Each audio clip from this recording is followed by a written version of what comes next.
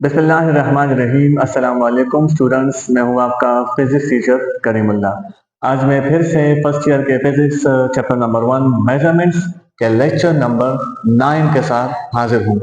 आज हम लोगों ने कुछ एग्जांपल्स और कुछ असाइनमेंट्स करने हैं जो कि इम्पोर्टेंट हैं, जो कि हमारे उसी टॉपिक पे है जो हमने लास्ट टाइम पढ़ा था। और हमारा लास्ट टाइम टॉपिक क्या था? लास्ट टाइम जो टॉपिक हमने पढ़ा था वो था इंडिकेटिंग अनसर्टेनिटीज इन कैलकुलेशंस। तो टॉपिक हमारा वही चल रहा है, अनसर्टेनिटीज। उस पर आज हमने कुछ इंपॉर्टेंट एग्जांपल्स और असाइनमेंट्स वगैरह करने हैं। उससे पहले मैं आपको कुछ इंपॉर्टेंट कन्वर्जन्स के बारे में बता दूं, ऐसी इंपॉर्टेंट कन्वर्जन्स जो फिजिक्स में बहुत ज़रूरी है। जैसे फॉर एग्जांपल 1 मीटर की अगर बात की जाए तो 1 metre is equal to 100 centimetre. 1 metre 100 centimetre के बराबर होता है। इसी तरह 1 मीटर ये 1000 मिलीमीटर के बराबर होता है। 1 मीटर जो है ये 39.4 इंच के बराबर होता है। ठीक है, 39.4 इंचेस। तो इसके बाद हम ये भी लिख सकते हैं कि 1 मीटर ये 3.3 फीट के बराबर होता है। और 1 yard is equal to 3 feet. Yard भी मीटर का एक यूनिट है। 1 इंच 1 इंच ये बराबर होता है, अगर इसको हम देखें सेंटीमीटर में, तो ये 2.54 सेंटीमीटर के बराबर है। इसी तरह हमें ये भी पता होना चाहिए कि फॉर एग्जांपल अगर हम टाइम की बात करें तो 1 हॉर इसमें होते हैं 3600 सेकंड्स, हमें इसका पता होना चाहिए। और फोर्स और एनर्जी की बात करते हैं तो 1 न्यूटन फोर्स ये बराबर होता है 10 पावर 5 डाइन। 10 पावर 5 डाइन के बराबर होता है। न्यूटन ऐसा यूनिट है, जबकि डाइन है सीजीएस यूनिट ऑफ फोर्स। इसी तरह 1 जूल, तो 1 जूल बराबर होता है 10 पावर 7 अर्क के। यहां भी वही बात है, joule is SI unit of energy, जबकि अर्क क्या है? Erg is the CGS unit of energy. इसी तरह हमें पता होना चाहिए एरिया ऑफ सर्कल। तो सर्कल का एरिया कितना होता है? Pi r square. Circumference of circle, तो सरकमफेरेंस ऑफ सर्कल ये बराबर होता है 2 पाई आर के। इसी तरह volume of circle, volume of circle, वैसे सर्कल का वॉल्यूम कितना होगा, इसका फार्मूला क्या हो सकता है? तो आंसर है there is no volume of circle. Circle का कोई वॉल्यूम नहीं होता, क्योंकि सर्कल है 2 डायमेंशन में, जबकि वॉल्यूम होता है 3 डायमेंशन में। तो आंसर हमारा होगा नो वॉल्यूम। सर्कल का कोई वॉल्यूम नहीं होता। इसी तरह 1 किलोमीटर 1000 मीटर के बराबर है और 1 माइल 1.609 किलोमीटर के बराबर होता है। 1 centimetre is equal to 10 millimetre और 1 feet is equal to 12 inches और 1 टन यानी 1 टन मास होता है 1000 किलोग्राम के बराबर। और 1 पाउंड वेट होता है, जिसको एलबी कहा जाता है, 0.45 किलोग्राम के बराबर। या इसके लिए ये भी मास में लिया जा सकता है कि जो कि 0.45 किलोग्राम के बराबर है। और 1 feet is equal to 30.4 centimetre. इसी तरह अगर हम स्फेयर की बात करें, जैसे इससे पहले मैंने आपसे बात की सर्कल की, कि सर्कल का एरिया कितना होता है और सर्कल का सर्कमफेरेंस कितना होता है। तो स्फेयर की अगर हम बात करें तो area of sphere, area of sphere ये कितना होगा? ये बराबर होगा 4 पाई आर स्क्वायर। और इसी तरह volume of sphere, volume of sphere ये बराबर होगा 4/3 पाई आर क्यूब। तो ये कुछ कन्वर्जन्स थे जो कि मेरे जहन में थे, मैंने आपको करवा दिए। और भी बहुत सारी है कन्वर्जन्स, लेकिन हमने कुछ इंपॉर्टेंट कन्वर्जन्स यहाँ पे कर लिए हैं। अब हम आते हैं असाइनमेंट की तरफ। असाइनमेंट 1.2। असाइनमेंट 1.2 असाइनमेंट 1.2 में कहा जा रहा है a physicist calculated the wall width of half brick thickness. The brick is laid in a flat position lengthwise. Current structure position is 13.6 plus minus 0.1 centimetre. एक फिजिसिस्ट है, उसने क्या किया कि उसने एक दीवार की विड्थ को मालूम किया। उस दीवार में ईंटें कैसी पड़ी हुई हैं। ये जो दीवार है ये 1 ब्रिक वॉल है, यानी ये एक ईंट से बनी हुई दीवार है। तो उस ईंट की पोजीशन कुछ इस तरह है, ईंट इस तरीके से पड़ी हुई है और बाकी की ईंटें भी इसी तरीके से पड़ी हुई है। इसको हम बोलते हैं स्ट्रेचर पोजीशन। ये जो इस तरीके से ईंट पड़ी हुई है तो इसको स्ट्रेचर पोजीशन का नाम दिया जाता है। Stretcher position. तो इसकी विड्थ लिखनी है। अब अगर इससे पूरी दीवार बनेगी, ठीक है, फॉर एग्जांपल इसके बाद यहाँ भी ईंट है, यहाँ भी ईंट है और इसके ऊपर भी ईंट है, पूरी दीवार बनेगी 1 ईंट वाली। तो इस तरह की दीवार की जो थिकनेस है वो थोड़ी कम होगी।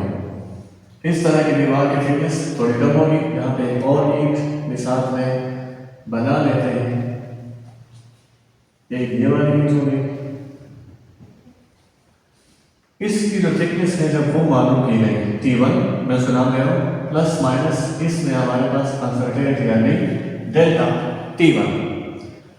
नाउ इसके साथ एक और दीवार है और उस दीवार में जो ईंट है वो लगी हुई है इस तरीके से, ठीक है,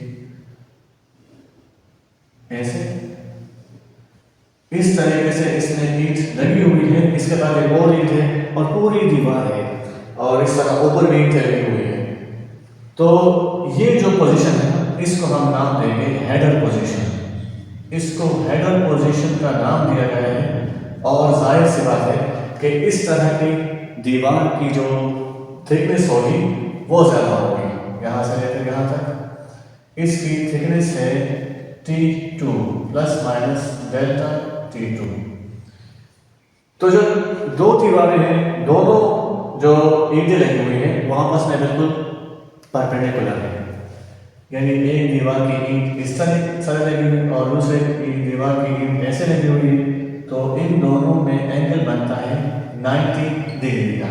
स्ट्रेचर पोजीशन और ये वाली हेडर पोजीशन में, ठीक है। मैं आपको ऐसे भी समझा देता हूँ इस तरीके से भी, ताकि आपको और भी क्लियर हो जाए कि ये ईंटें कैसी पड़ी हुई है, ठीक है। इस दीवार में एक ईंट ऐसे पड़ी हुई है, यानी ये पूरी एक दीवार हो गई इसकी, और दूसरे दीवार में ईंट ऐसे लगी हुई है। तो ये दोनों दीवारें आपस में क्या है, विद 90 डिग्री एंगल। तो इस दीवार की थिकनेस ज़्यादा होगी जो हेडर पोजीशन में है जिसकी ईंट लगी हुई है, और इस दीवार की जो थिकनेस है वो कम होगी। ये होगी थिकनेस कम होगी जो स्ट्रेचर पोजीशन में लगा हुआ है। इसकी थिकनेस ज़्यादा और इसकी थिकनेस कम। तो find the difference between the thickness between two walls. जो दो वॉल्स हैं इनकी थिकनेस के दरमियान कितने डिफरेंस है ये हमने मालूम करना है। मैंने आपको इन दोनों ब्रिक्स के बारे में पहले ही बता दिया, और ये जो दूसरी ब्रिक है इसके बारे में मैं आपको ये बताना चाहता हूँ। And one brick thickness, the brick is placed in flat position lengthwise orthogonal to the wall. ये जो दूसरी ब्रिक है ये पहली ब्रिक के साथ लेंथवाइज पड़ी हुई है फ्लैट पोजीशन में, और दूसरी ब्रिक पहली ब्रिक के साथ 90 डिग्री के एंगल के साथ है। इन दोनों के दरमियान अगर हम एंगल सेट करें तो वो 90 डिग्री का एंगल बनता है। कॉल्ड हेडर पोजीशन, इसको बोलते हैं हेडर पोजीशन। जो दूसरी ब्रिक है ना वो पहली ब्रिक के साथ हेडर पोजीशन में लगी हुई है। इसकी थिकनेस कितनी है? दूसरी की थिकनेस है 23.6 plus minus 0.1 centimetre. Calculate the difference in width of walls with uncertainty in it. आपने इन दोनों दीवारों के दरमियान डिफरेंस मालूम करना है थिकनेस का। जब आप थिकनेस का डिफरेंस मालूम करोगे तो उस वक्त उस थिकनेस में अनसर्टेनिटी आ जाएगी, क्योंकि आप ये थिकनेस इन दोनों वॉल्व के जो अलग अलग थिकनेस है उनके जरिए मालूम करोगे। तो यहाँ पे डेटा लिखा हुआ है, थिकनेस ऑफ फर्स्ट ब्रिक या थिकनेस ऑफ फर्स्ट वॉल्व हम कह सकते हैं वो है T1 plus minus delta, T1 is equal to 13.6 plus minus 0.1 centimetre. Thickness of second brick, तो दूसरा जो दीवार है उसकी ईंट की मोटाई कितनी है, T2 plus minus delta T2 is equal to 23.6 plus minus 0.1 centimetre. क्या मालूम करना है, calculate the thickness with uncertainties. हमने थिकनेस ऑफ द वॉल मालूम करना है, हमने मालूम करना है दोनों दीवार की थिकनेस का डिफरेंस बिटवीन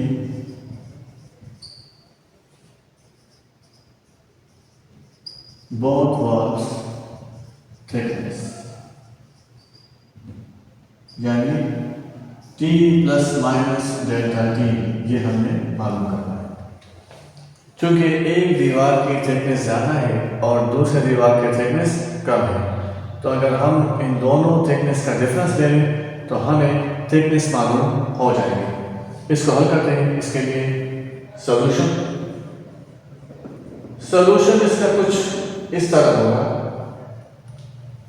कि थिकनेस का formula T is equal to T2 minus T1, लेकिन इस फार्मूला में अनसर्टेनिटी मौजूद नहीं है।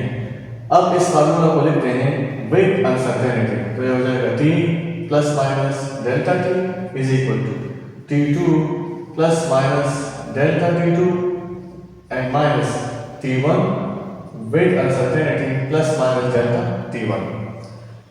अब होगा क्या, होगा ये कि T2 और T1 इन दोनों में आ जाएगा डिफरेंस, T2 माइनस T1, इन दोनों को माइनस कर देंगे और इनकी अनसर्टेनिटीज को प्लस कर देंगे क्योंकि वो माइनस नहीं होंगे, तो ये हो जाएगा plus minus delta T2 plus delta T1। Now अब इसमें हमने करनी है पुटिंग।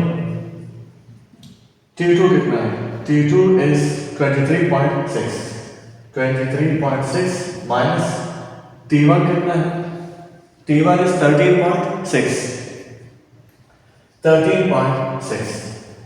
और centimetre plus minus delta T2 वो 0.1 सेंटीमीटर है और डेल्टा T1 भी 0.1 सेंटीमीटर है। इन दोनों को जमा कर लेते हैं, 0.1 प्लस 0.1 सेंटीमीटर। जब ये दोनों एक दूसरे से माइनस होंगे तो यहाँ पे आंसर आ जाएगा 10 सेंटीमीटर प्लस माइनस ये दोनों जब प्लस होंगे तो आंसर आ जाएगा 0.2 सेंटीमीटर। तो थिकनेस यानी इन दोनों दीवारों की थिकनेस का जो डिफरेंस है वो है 10 सेंटीमीटर और इसमें अनसर्टेनिटी आ रही है 0.2 सेंटीमीटर जो कि एब्सोल्यूट अनसर्टेनिटी है। एग्जाम्पल 1.3 में कहा जा रहा है the length and width of a rectangular room are measured to be, कोई रेक्टेंगुलर रूम है और उस रेक्टेंगुलर रूम का लेंथ और वेट मेजर किया गया है। जब लेंथ को मेजर किया गया तो लेंथ में हम अनसर्टेनिटी आई है 0.005 मीटर, लेंथ खुद कितना है 4.050 मीटर, वेट है 2.955 मीटर, जबकि वेट में अनसर्टेनिटी वो भी मौजूद है 0.005। कैलकुलेट द एरिया मालूम कीजिए विद अनसर्टेनिटी। जाहिर है जब आप लेंथ और वेट के जरिए एरिया मालूम करेंगे, लेंथ और वेट में अनसर्टेनिटी होगी तो वही अनसर्टेनिटी एरिया में भी आ जाएगी। तो इसको हमें हल करना है। एरिया का फार्मूला क्या है, area is equal to length multiply by width. यहाँ पे इस वक्त कोई भी अनसर्टेनिटी मौजूद नहीं है। अब इस फार्मूला को दोबारा से लिखते हैं विद अनसर्टेनिटी, तो ये हो जाएगा area plus minus uncertainty in area, length की जगह length plus minus uncertainty in length और इसी तरह प्लस विड्थ की जगह width plus minus uncertainty in width. तो area plus minus delta l, ये लेंथ और ये विड्थ आपस में क्या हो जाएंगे, मल्टीप्लाई, यहाँ पे मल्टीप्लाई का निशान होना चाहिए। ठीक है, जिस तरह यहाँ पे मल्टीप्लाई का निशान है। लेंथ और उसकी अनसर्टेनिटी, मल्टीप्लाई मल्टीप्लाई विड्थ और उसकी अनसर्टेनिटी। अब ये लेंथ और विड्थ आपस में मल्टीप्लाई हो जाएंगे, प्लस माइनस कॉमन ले लेते हैं। डेल्टा एल यानी अनसर्टेनिटी इन लेंथ, इसको जमा कर देंगे अनसर्टेनिटी इन विड्थ। लेकिन एक काम और भी होगा, ये अनसर्टेनिटी है एब्सोल्यूट, ये कन्वर्ट हो जाएगी रिलेटिव अनसर्टेनिटी में या परसेंटेज अनसर्टेनिटी में। तो absolute uncertainty divide by measured value of length multiplied by 100%। Absolute uncertainty in width divided by measured value of width multiplied by 100%। तो ये हमारा पूरा एक फार्मूला बन गया। अब हम इस तरह कर सकते हैं कि इसको इक्वेशन 1 का नाम देके इन तीनों को अलग अलग से मालूम करके इसी फार्मूला में हम इसको पुट करते हैं। जैसे सबसे पहले हम लेंथ मल्टीप्लाई बाय विड्थ ये मालूम कर सकते हैं। लेंथ कितना है, लेंथ हमें यहाँ पे दिया गया है, वो है 4.050 मल्टीप्लाई विड्थ कितना है, वो है 2.955। लेंथ भी मीटर में विड्थ भी मीटर में, यानी इन दोनों को जब हम मल्टीप्लाई करेंगे तो मीटर स्क्वायर आ जाएगा। लेंथ और विड्थ को मल्टीप्लाई किया, आंसर आ गया 11.9 मीटर स्क्वायर। इसको हम नाम देंगे इक्वेशन नंबर 2। अब मालूम करते हैं ये वाला part plus minus delta L divide by L multiply by 100%। Delta L कितना है 0.005 एल कितना है 4.050 मल्टीप्लाई बाय 100%। देखते हैं इससे हमारे पास आंसर क्या आता है।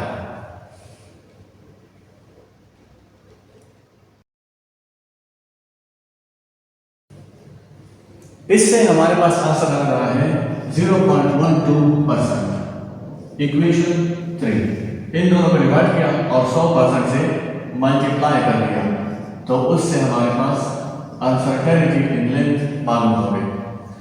अब मालूम करते हैं uncertainty in width. So plus minus delta W divided by W is equal to plus minus delta W जो है वो कितना है, delta W वो भी है 0.005 divided by weight is 2.955 multiplied by 100%। इसको और करते हैं,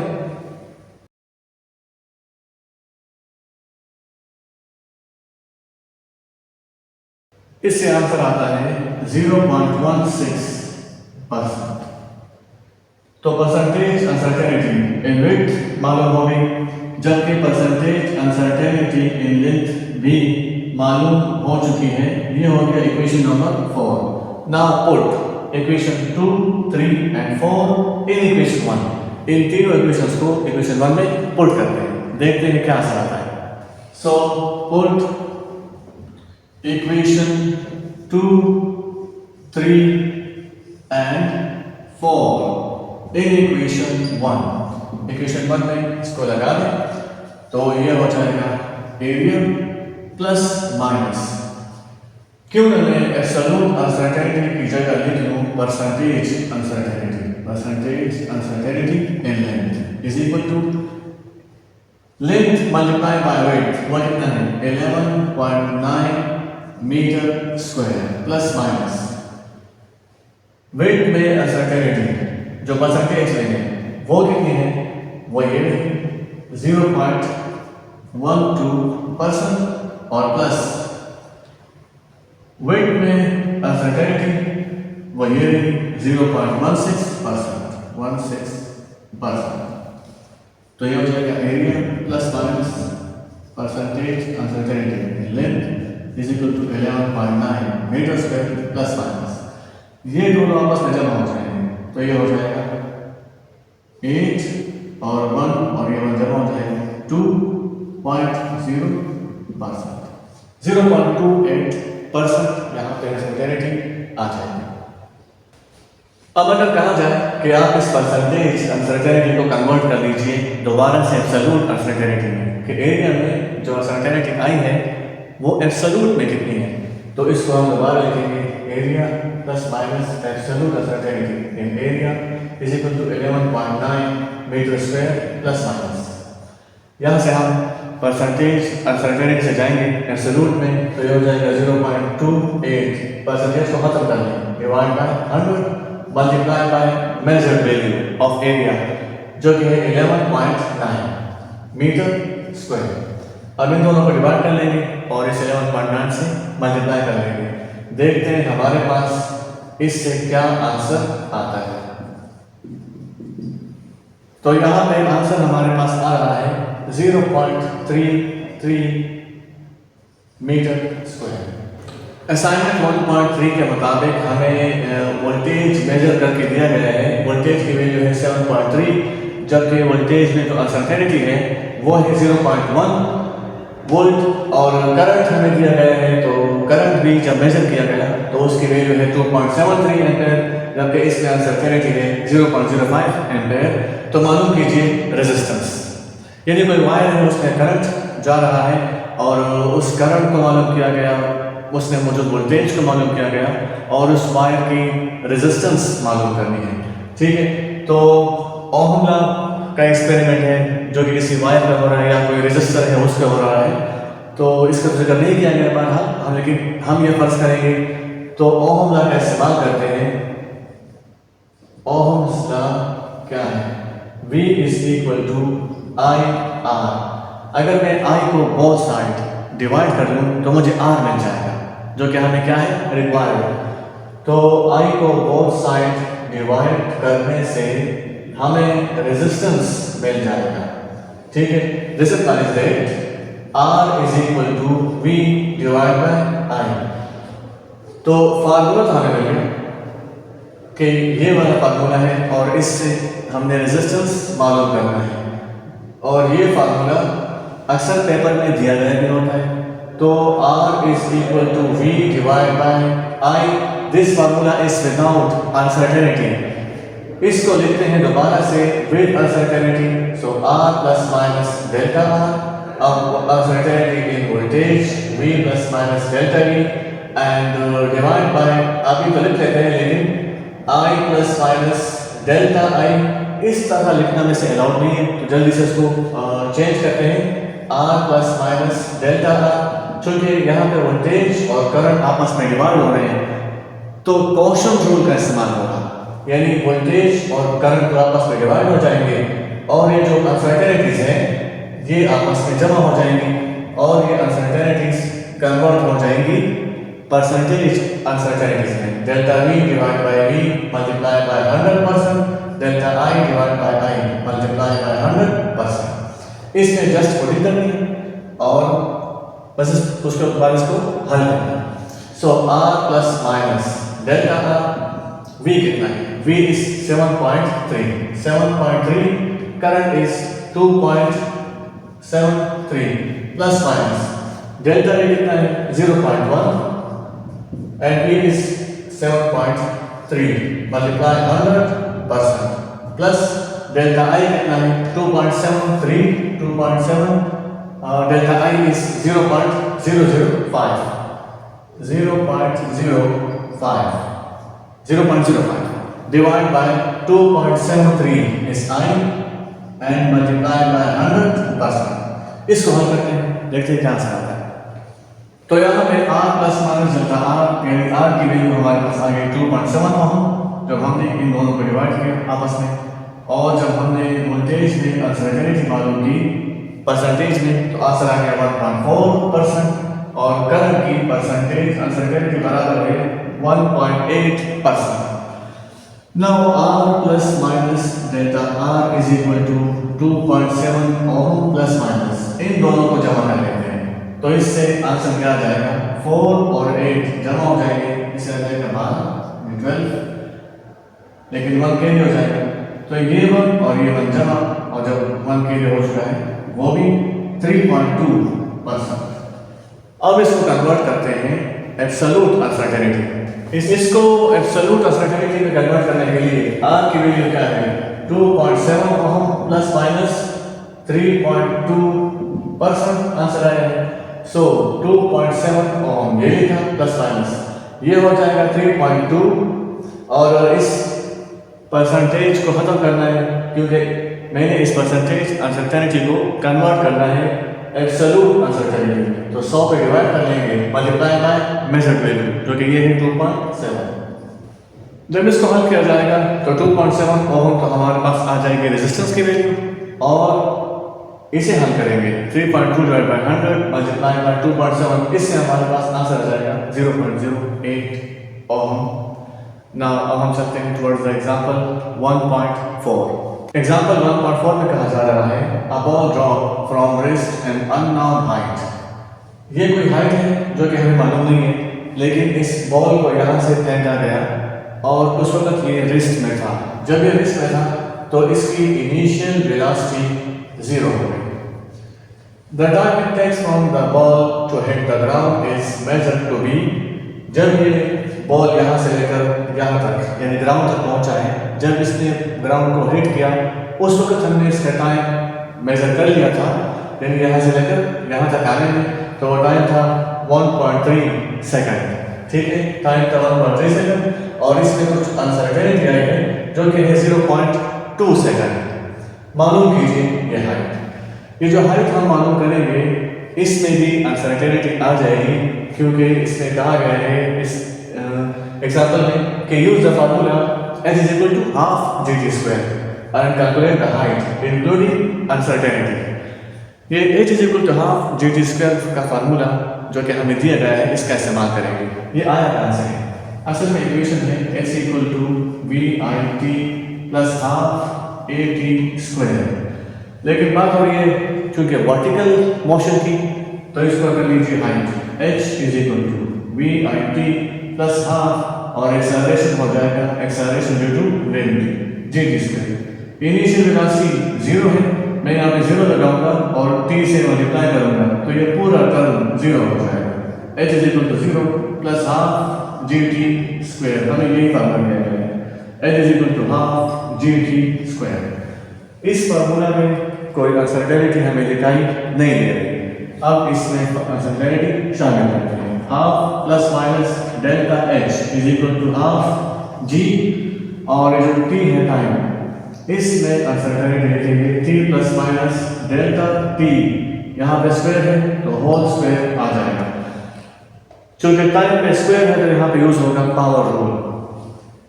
सो this is equal to half g का टाइम पर हम स्क्वायर ले लेंगे प्लस माइनस, अनसर्टेनिटी पे हम स्क्वायर नहीं लेंगे बल्कि जो स्क्वायर है ये नीचे आ जाएगा और अनसर्टेनिटी के साथ मल्टीप्लाई हो जाएगा, और एब्सोल्यूट अनसर्टेनिटी कन्वर्ट हो जाएगी परसेंटेज अनसर्टेनिटी में, delta t divide by t multiply by 100%। अब इसमें हमने जस्ट पुटिंग करनी है और आंसर लेके आना है। g की वैल्यू 9.8, t की वैल्यू 1.3 ये लगाएंगे, डेल्टा t की वैल्यू 0.2 और t की वैल्यू 1.3 यहाँ लगाएंगे। इसको अलग से सॉल्व करेंगे और इसको अलग से सॉल्व करेंगे। तो h plus minus delta h is equal to half G T square plus minus, और उसके बाद 2 delta t divide by t multiply by 100%। ये फार्मूला है h plus minus delta h is equal to 1/2, g की value 9.8, t कितना है, t is 1.3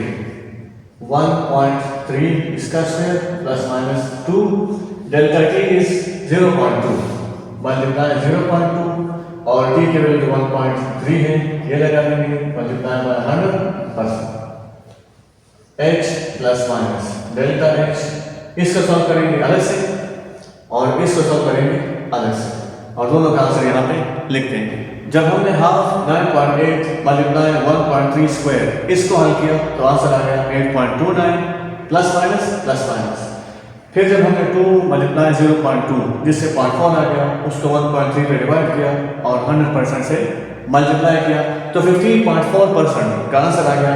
percentage uncertainty को अब हमने कन्वर्ट करना है एब्सोल्यूट अनसर्टेनिटी में। 8.29 प्लस माइनस, वैसे यहाँ पे हम देख सकते हैं परसेंटेज अनसर्टेनिटी इन हाइट, तो बहरहाल ये हो जाएगा plus minus 15.4 divide by 100, percentage को खत्म कर देंगे, मल्टीप्लाई बाय मेजर वैल्यू 8.29, तो ये हो जाएगा h plus minus delta h 8.29 metre में है, प्लस माइनस।